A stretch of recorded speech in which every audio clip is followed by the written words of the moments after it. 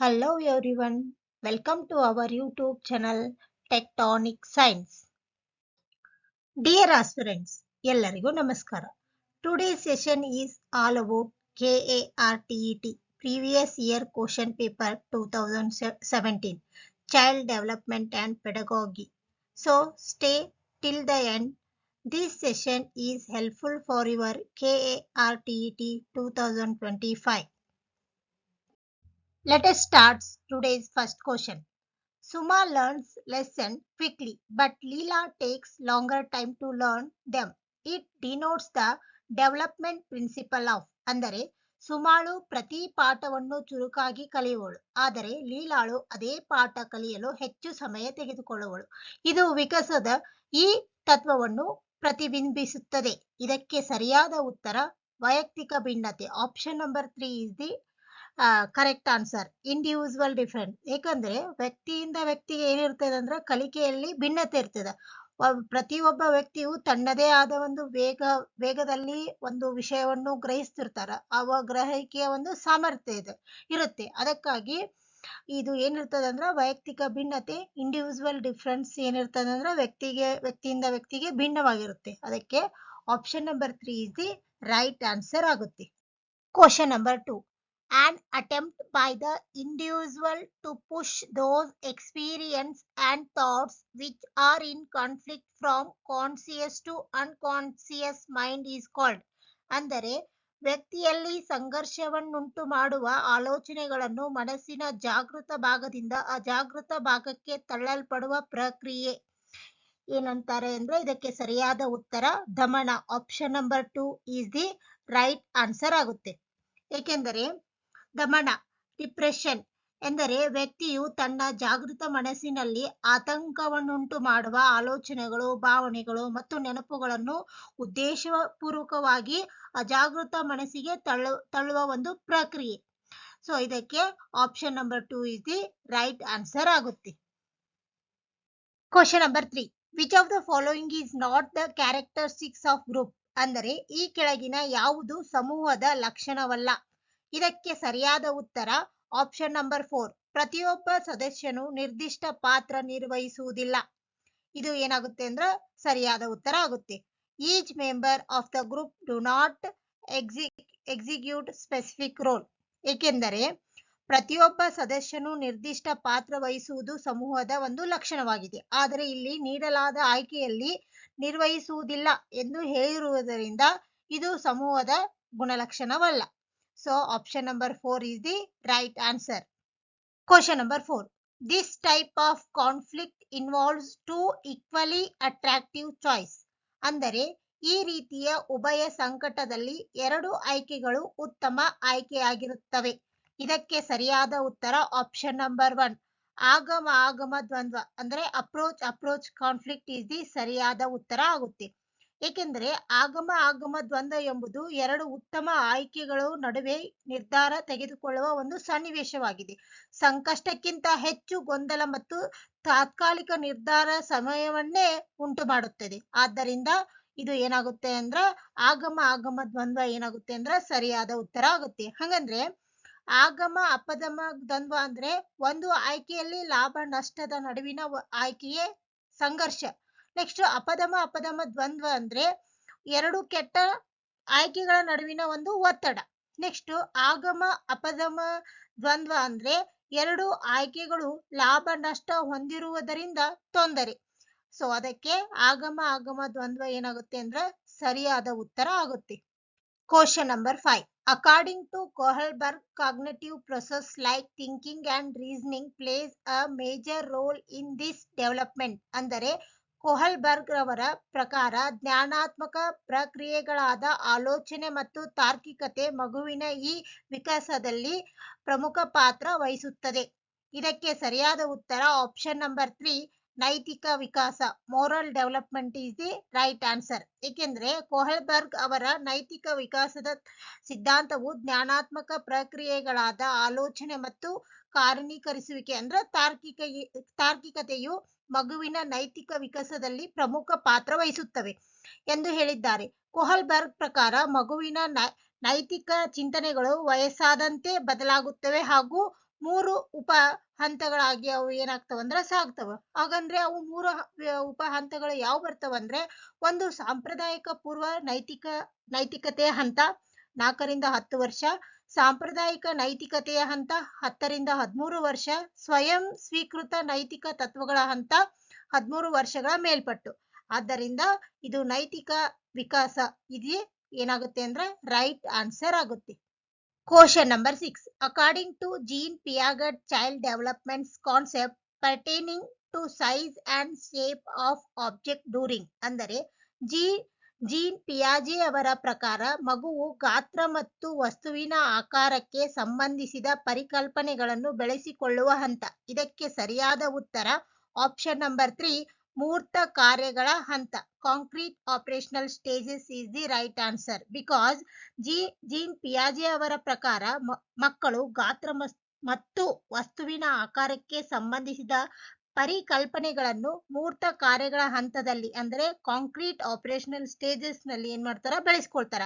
ಈ ಹಂತದಲ್ಲಿ ಮಕ್ಕಳು ತಾರ್ಕಿಕವಾಗಿ ಯೋಚಿಸುವ ಮತ್ತು ವಸ್ತುವಿನ ವಿವಿಧ ಆಯಾಮಗಳು ಅಂದ್ರೆ ಉದ್ದ, ಅಗಲ, ಎತ್ತರ ಅವುಗಳನ್ನ ಅರ್ಥ ಮಾಡಿಕೊಳ್ಳಲು ಸಾಧ್ಯ ಮಾಡ್ಕೊಂತಾರ. ಸೊ ಅದಕ್ಕೆ ಮೂರ್ತ ಕಾರ್ಯಗಳ ಹಂತ ಏನಾಗುತ್ತೆ ಅಂದ್ರೆ ಸರಿಯಾದ ಉತ್ತರ ಆಗುತ್ತೆ. Question number 7.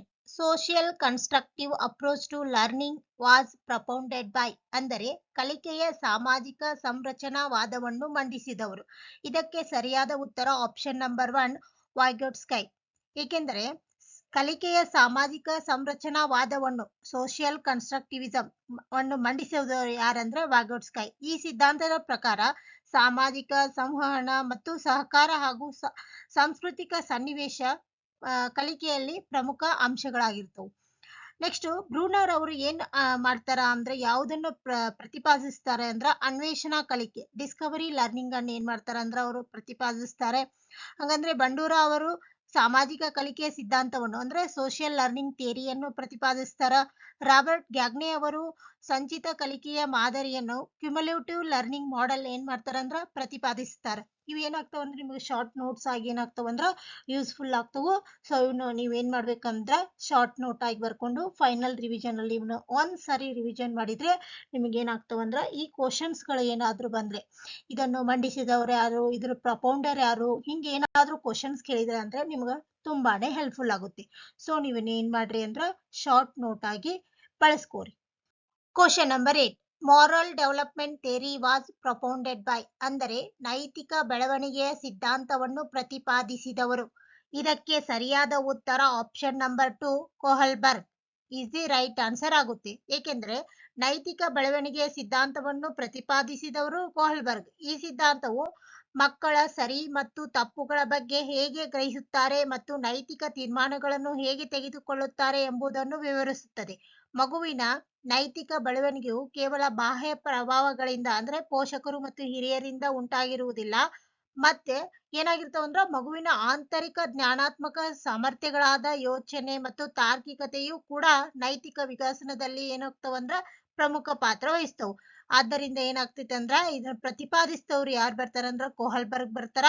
ಹಂಗಂದ್ರೆ ಪಿಯಾಜೆ ಅವರು ಏನ್ ಮಾಡ್ತಾರ ಅಂದ್ರ ಜ್ಞಾನಾತ್ಮಕ ಬೆಳವಣಿಗೆ ಸಿದ್ಧಾಂತವನ್ನ ಏನ್ ಮಾಡಿರ್ತಾರಂದ್ರ ಪ್ರತಿಪಾದಿಸ್ತಾರ. ಗ್ಯಾಗ್ನೆ ಅವರು ಸಂಚಿತ ಕಲಿಕೆಯ ಮಾದರಿನ ಏನ್ ಮಾಡ್ತಾರಂದ್ರ ಪ್ರತಿಪಾದಿಸ್ತಾರ. ನೋಡ್ರಿ ಈ ಕ್ವಶನ್ಸ್ ಗಳು ಏನಾಗ್ತಾವಂದ್ರ ಪ್ರತಿಪಾದಕರು ಅಥವಾ ಪ್ರಪೌಂಡರ್ ರಿಪೀಟ್ ಆಗ್ತಾ ಇರುತ್ತೆ. ಸೊ ನೀವು ಏನ್ ಮಾಡ್ರಿ ಅಂದ್ರ ನಿಮಗ್ ಪದೇ ಹೇಳ್ತಾ ಇರ್ತೀನಿ ಅಂದ್ರ ನೀವು ಇವು ತುಂಬಾನೇ ಇಂಪಾರ್ಟೆಂಟ್ ಟಾಪಿಕ್ ಇರ್ತವು. ಸೊ ಪ್ಲೀಸ್ ಇವನ್ ಏನ್ ಮಾಡಿ ಅಂದ್ರ ಶಾರ್ಟ್ ನೋಟ್ ಆಗಿ ಯೂಸ್ ಮಾಡಿ. ನಿಮಗ KRTET ಈ ಒಂದು ಕರ್ನಾಟಕ ಶಿಕ್ಷಕರ ಅರ್ಹತಾ ಪರೀಕ್ಷೆ ಏನಿದೆಯಲ್ಲ ಇದರಲ್ಲಿ ನಿಮ್ಗ not only pass but also scoring ಆಗಿ ನೀವೇನ್ ಮಾಡ್ಬೋದು ಅಂದ್ರ ಈ ಟಾಪಿಕ್ ನ ಪದೇ ಶಾರ್ಟ್ ನೋಟ್ ಆಗಿ ಬರೋದು ರಿವಿಷನ್ ಮಾಡೋದ್ರಿಂದ ತುಂಬಾ ಹೆಲ್ಪ್ಫುಲ್ ಆಗುತ್ತೆ. Question number 9. Which of the following gives the meaning of validity ಅಂದರೆ ಇವುಗಳಲ್ಲಿ ಯಾವುದು ಸಮಂಜಸತೆಯ ಅರ್ಥವನ್ನು ಕೊಡುತ್ತದೆ. ಇದಕ್ಕೆ ಸರಿಯಾದ ಉತ್ತರ ಆಪ್ಷನ್ ನಂಬರ್ 1 ಪರೀಕ್ಷೆಯು ಅಳತೆ ಮಾಡಬೇಕಾದುದನ್ನೇ ಅಳೆದರೆ ಅಂದ್ರೆ the test should measures what it has to measure. ಏಕೆಂದರೆ ಸಮಂಜಸತೆ ಅಂದರೆ ಪರೀಕ್ಷೆಯು ಮಾಡಬೇಕಾದ ಅಂಶವನ್ನೇ ಅಳೆದರೆ ಅದನ್ನು ಸಮಂಜಸತೆ ಎಂದು ಕರೆಯುತ್ತಾರೆ. ಉದಾಹರಣೆ ಗಣಿತ ಪರೀಕ್ಷೆ ಒಂದು ಗಣಿತ ಪರೀಕ್ಷೆಯಲ್ಲಿ ನಿಜವಾದ ಸಮಸ್ಯೆಗಳೇ ಇರಬೇಕು. ಆದರೆ ಗಣಿತ ಪರೀಕ್ಷೆಯಲ್ಲಿ ಭಾಷಾ ಸಾಮರ್ಥ್ಯವನ್ನು ಪರೀಕ್ಷಿಸುವ ಪ್ರಶ್ನೆಗಳಿದ್ದರೆ ಅದು ಏನಾಗಲ್ಲ ಅಂದ್ರ ಸಮಂಜಸ ಪರೀಕ್ಷೆ ಆಗುವುದಿಲ್ಲ. ಅದಕ್ಕಾಗಿ ಆಪ್ಷನ್ ನಂಬರ್ 1 ಪರೀಕ್ಷೆಯು ಅಳತೆ ಮಾಡಬೇಕಾದನ್ನೇ ಏನ್ ಮಾಡ್ಬೇಕಂದ್ರ ಅಳೆದರೆ ಅದು ಏನಾಗ್ತೈತೆ ಅಂದ್ರ ಒಂದು ಸಮಂಜಸ ಅರ್ಥ ಆಗುತ್ತಾ. Option number 1 is the right answer.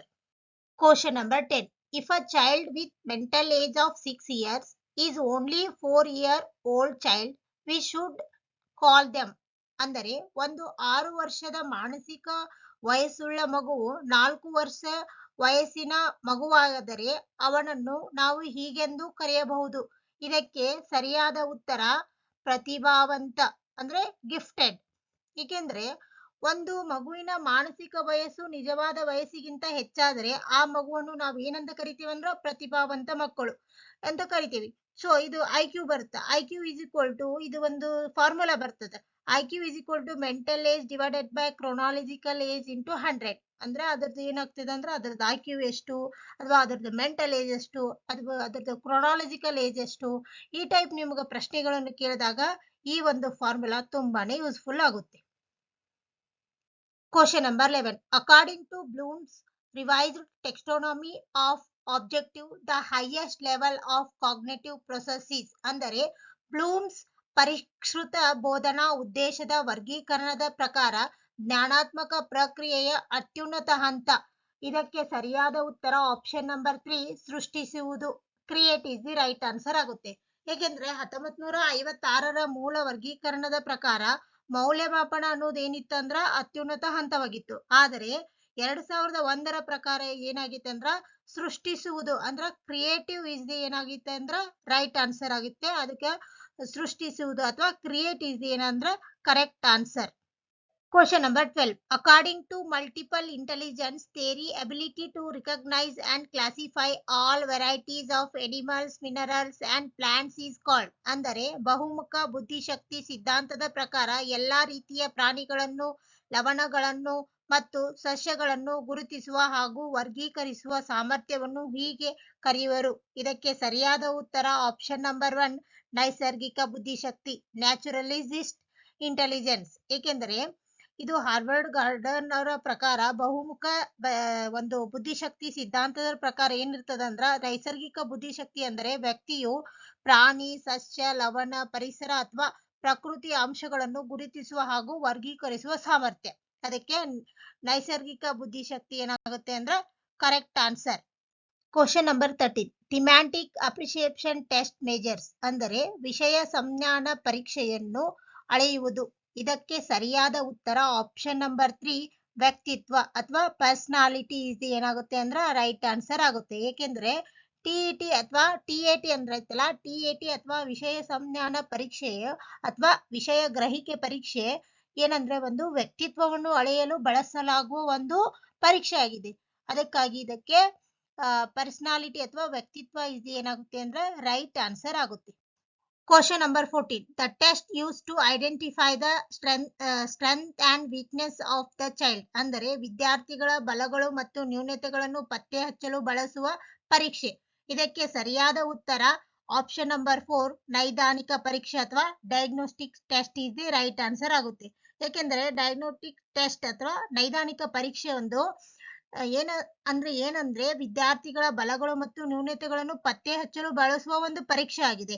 ವಿದ್ಯಾರ್ಥಿಗಳ ಕಲಿಕಾ ಅಡೆತಡೆಗಳು ಮತ್ತು ಸಾಮರ್ಥ್ಯಗಳನ್ನು ಗುರುತಿಸಿ ಪರಿಹಾರ ಬೋಧನೆಯನ್ನು ಸಹ ಮಾಡಬಹುದು. ಆದ್ದರಿಂದ ಇದಕ್ಕೆ ಸರಿಯಾದ ಉತ್ತರ ಯಾವ್ದು ಬರ್ತದೆ ಅಂದ್ರ ನೈದಾನಿಕ ಪರೀಕ್ಷೆ. Question number 15. Performance test of intelligence measures this ability ಅಂದರೆ ಬುದ್ಧಿಶಕ್ತಿ ಕಾರ್ಯನಿರ್ವಹಣಾ ಪರೀಕ್ಷೆಯು ಈ ಸಾಮರ್ಥ್ಯವನ್ನು ಅಳೆಯುತ್ತದೆ. ಇದಕ್ಕೆ ಸರಿಯಾದ ಉತ್ತರ ಆಪ್ಷನ್ ನಂಬರ್ 4 ಕೈಚಳಕ means manipulation is the right answer ಆಗುತ್ತೆ. ಏಕೆಂದರೆ ಬುದ್ಧಿಶಕ್ತಿಯ ಕಾರ್ಯನಿರ್ವಹಣಾ ಪರೀಕ್ಷೆಗಳು ಕೈಚಳಕ ಮತ್ತು ಪ್ರಾಯೋಗಿಕ ಜ್ಞಾನಕ್ಕೆ ಏನಾಗ್ತಿರ್ತಾವಂದ್ರೆ ಸಂಬಂಧಿಸಿರ್ತಾವು. ಸೊ ಅದಕ್ಕೆ ಬುದ್ಧಿಶಕ್ತಿ ಕಾರ್ಯನಿರ್ವಹಣಾ ಪರೀಕ್ಷೆ ಯಾವುದಕ್ಕೆ ಸಂಬಂಧ ಇರ್ತದ ಅದನ್ನ ಯಾವ್ದ್ರಿಂದ ಅಳಿತಾರಂದ್ರ ಕೈಚಳಕದಿಂದ ಏನ್ ಮಾಡ್ತಾರ ಅಳಿತಾರ. So option number 4 is the right answer ಆಗುತ್ತೆ. So we are complete 2017 part 1 child development and pedagogy. The remaining questions will be discussed in upcoming classes. Thank you for watching. Please like, share and subscribe our channel.